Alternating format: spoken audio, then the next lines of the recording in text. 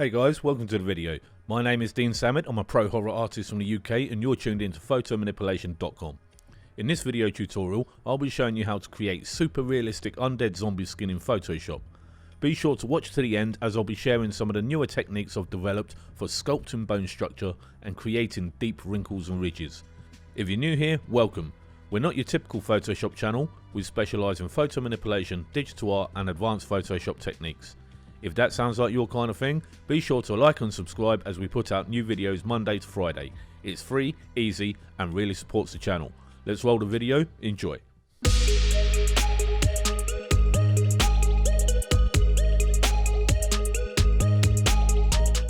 Okay, so before we get into the main tricks used for this tutorial, I'm going to give you a breakdown of the PS document here for this zombie skin process. Now here is the original photo. In my work, my day-to-day work, I'm a horror book cover artist. When I do horror pieces, I find the contrast between a really stylized and polished image and then turning it into something truly horrific works really well in terms of impact. On this document I have a mood board, two mood boards here from previous zombie projects. As a horror artist I do a lot of zombie work, but for this particular piece, because I've done this so many times, I didn't really refer to the mood board as often as I usually do. If you're familiar with any of my other video tutorials, you'll have seen these selection layers before. I create these for different elements so I can selectively edit. So here we have just the bottom of the chin, here we have these solid elements, the inner hair, the nose, the pupils, the iris, the eyes and the lips. And I like to create, and these are basically paths that have been created with a pencil and then filled with whites, and then at any time I can just command and click. I know there's other ways of doing this, but this is my preferred method. I'm quite visual, so I like to have them on standalone layers. These selection layers were used extensively through the project and you'll see that as we get into the time lapse. Okay, so global processing. Global processing within this group is a collection of different filters and adjustment layers being applied. This video isn't about global processing, just going to hide that for now, and we're going to go through the breakdown of how this piece was created. So a lot of this stuff here, these are classic techniques that you would have seen in a lot of other videos, and that is simply using rust and then painting it in with a layer mask. So this was some Gore textures on the nose. I'm just going to change that back to overlay. Nose textures again, and then ear grunge. I'm going to show this. So at the moment the layer mode is overlay. I'm going to change that to normal, and this is a desaturated rust layer. I'm going to disable the layer mask, and here you can see it's rust, flat metal rust texture. It's had an oil paint filter applied just to smooth it out and make it less photographic and sharp. Enable that layer mask and then selectively painted on the ear where needed. Okay, let's bounce that back to overlay. So that's nose and ear grunge. Neck and torso grunge is basically the same tricks. So I'm going to disable this layer mask and I'm going to change that to normal. And here you can see again it's that same flat rust texture that's been selectively applied using a layer mask. So enable that layer mask again, change that back to overlay, and then for all of these textures here, this is all basically rust. So there's nothing really new or innovative with these details here. Lips grunge is the same thing but using different types of rust textures. So I'm just going to go to this one here, go to normal, and you can see there the rust was used to create the crust around the outside of the lips. Those rust techniques were used for the crust around the scalp and the torn skin on the cheek. Rust applied, oil painter applied directly to the skin where needed. For the chin, we used the jawbone of a skull in the same angle. So there's the skull that was changed to overlay. I'm going to change that to normal now. So this skull was positioned in place. Use the filter camera raw to pull out the blacks and the whites. Selectively painted in using the layer mask. Desaturated with these adjustment layers, and then changed to overlay to blend in with the chin to create a bit more detail as opposed to being just a bog standard human chin. So for the brow and the sculpting layer groups, this is where we incorporated CG assets. So I'm just going to disable the layer mask here. You can see this is a zombie head. This is from the Ultimate Zombie bundle from Neostock, and that bundle was created specifically for the purpose of stealing the textures from the face and the bone structure. So that's how the majority of the sculpting elements were created, just taking these zombie shots from different angles and then selectively painting in with a layer mask where needed. So that was just the brow element that we took there. And then here I'm going to hide and show in this sculpting layer, you have this side of the face, around the mouth, so different angles of the zombie head was used. The layer mode sometimes was left as normal, sometimes it is changed to overlay. So there you have the sockets. I'm going to disable that layer mask there, and you can see where this has been applied. And then enable that layer mask, and you can see the inside of the sockets there. This one covers quite a large portion of the face. So this is the cheekbone and the outer ridge of the eye sockets. I want to change that back to normal now. Disable the layer mask, and then just put that up to 100, and you can see where those elements have been stolen. The same technique that was used for the ridges and the bone structure was used for the upper scalp. So I'm just going to disable this layer mask here. Skull in position, selectively painted in using the layer mask, and then let's just hide these brow, skull, chin, rust and bone, lips grunge, neck and torso grunge, nose and ear grunge, and you can see it coming back, stepping backwards. The sculpting layer group, I'm going to hide that. You can see the face here, and then it's the basic processing. So the eyes, there's a separate tutorial for that. And then the color processing, I've created a tutorial for that. So for the preparation, the main techniques were used: compositing, cutting out the figure, color processing for doing the base processing so we don't have that nice rich orangey hue of the model, and then the eyes, and I'll link the eyes process in the description below. So that was just the prep, and then the real work occurs with the sculpting. So here the sculpting elements, the same process used for the skull, chin, rust and bone. This is classic zombie stuff, you would have seen this on a million Photoshop tutorials. Lips and grunge, neck and torso grunge, nose and ear grunge, and then a global processing to really bring those details out and make it pop. I'll do a separate video on the post-processing. Today, what we'll mainly do is focus on the sculpting and the rust. So with the breakdown done, let's kick into the main processes that we use to build this piece. Let's go. So to kick things off, we'll start with some prep work, and for this it's just a case of compositing the figure, cutting it out. I've created a dedicated video tutorial for this, which you'll find in the description below. And the process is using the pen tool for the solid areas and then refine edge for the hair. So that's not important for this tutorial. If you want the video for that, that's down below. A simple background was pulled in and set to overlay.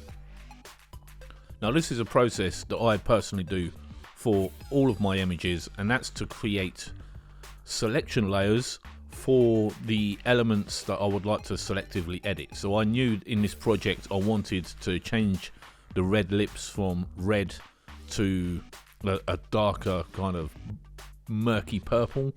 So a new layer was created, a path created with the pen tool and then filled with white, and then the same is repeated for all of the other elements of this image that I wanted to selectively process. For the eyes, I created masks for the pupils, the iris and the outer eye, and that is used for the evil undead eyes process, which also has its dedicated video. So as this is just prep work for this piece, I haven't gone into full details here. Those masks that were created, you can see how they're used now. The selection is loaded by command clicking on the layer icon, and then you can add adjustment layers or do your own edits as necessary within the boundaries of those selections.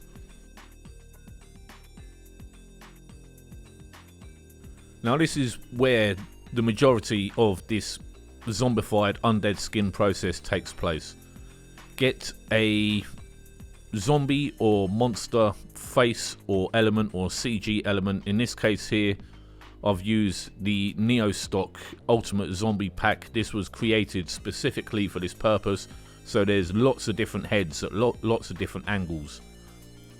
The zombie head was a rough selection drawn around it and then dragged into this document.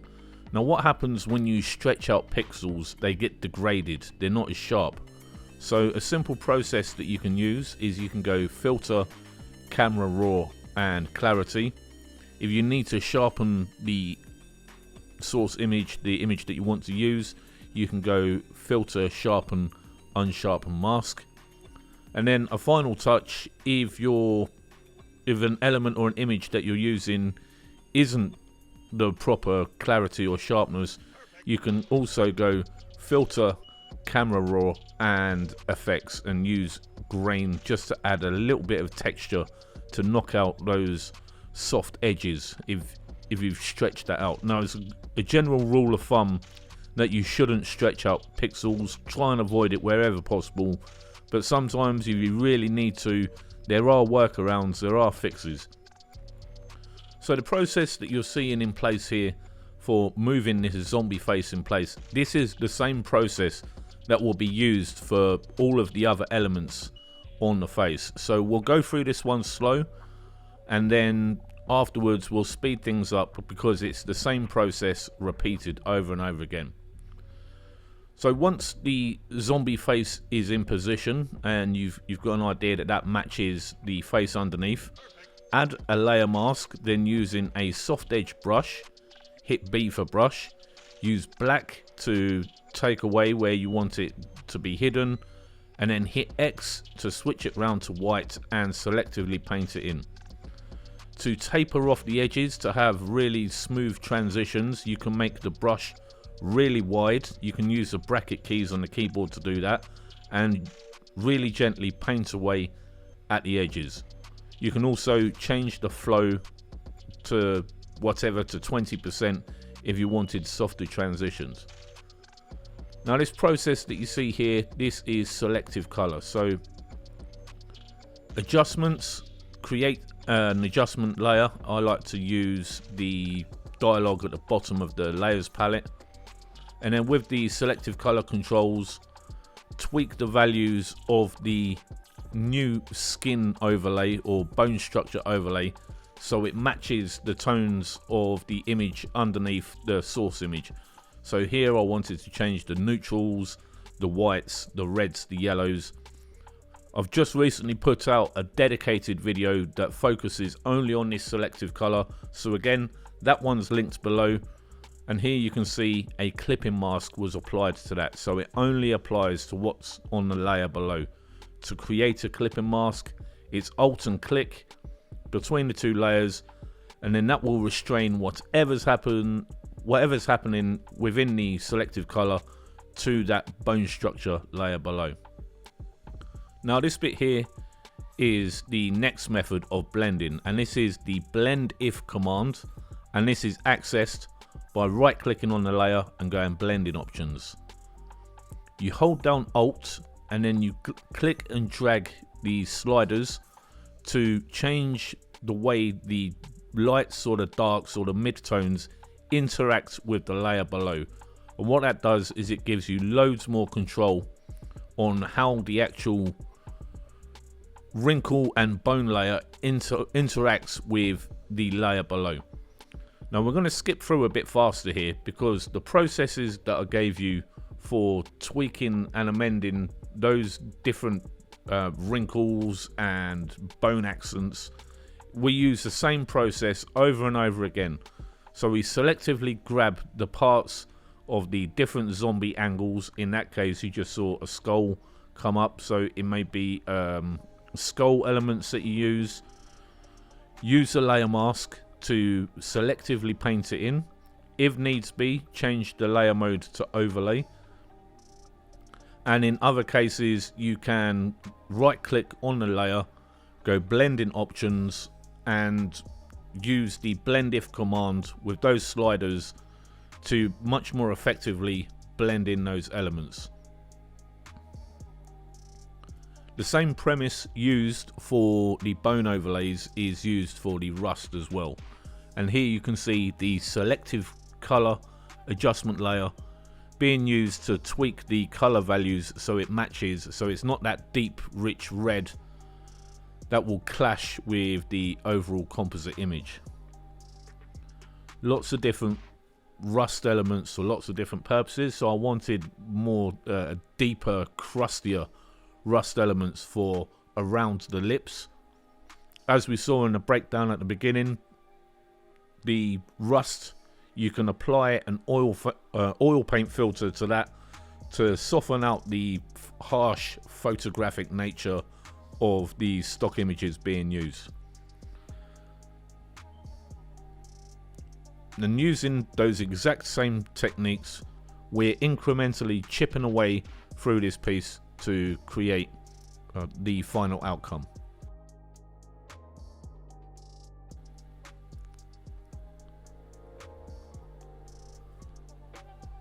For the nose, instead of using zombie elements, I use some Research Gore packs. This is photos of that they must have taken in a slaughterhouse to create a more of a frostbitten nose.